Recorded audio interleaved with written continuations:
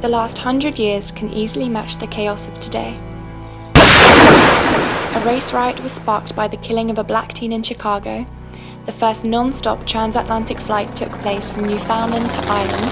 They crash-landed and lived.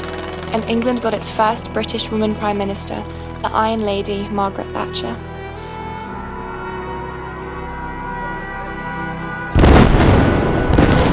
Perhaps most notably, World War I broke out in 1914 and lasted until 1918.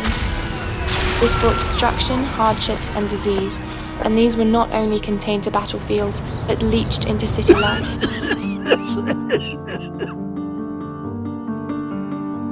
An example of this was influenza, a deadly virus. Between 50 to 100 million people are thought to have died. That's 5% of the world's population, and 500 million were infected. Public gatherings were banned, and mask wearing was promoted, so was keeping rooms well ventilated. The sanitary Spartacans resisted, fighting against masks and governmental control and advice.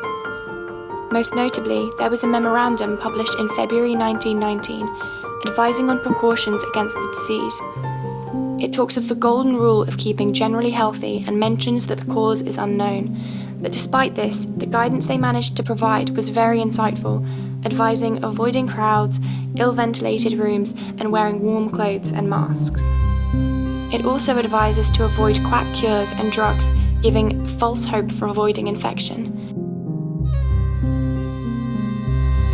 An example of this was Formamint, a tablet to suck on which supposedly kills germs that infect.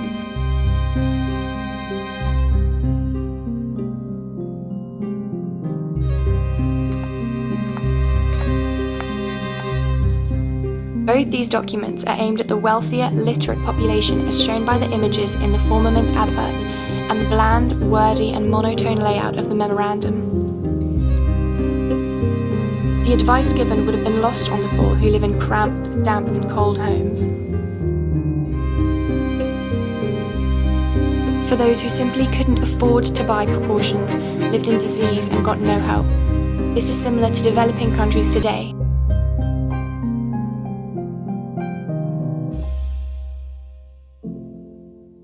Today, we see the same rules and guidelines.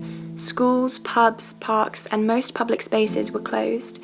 Social distancing meant saying bye to friends, sports, and most indoor spaces, except your own home. And plans to travel were cancelled. Seeing an aeroplane in the sky became taboo. Lockdown leached into summer, cancelling festivals, proms, and parties. And lockdown meant a lot of loneliness and boredom. The media accelerating the problem with bombardment of negative news.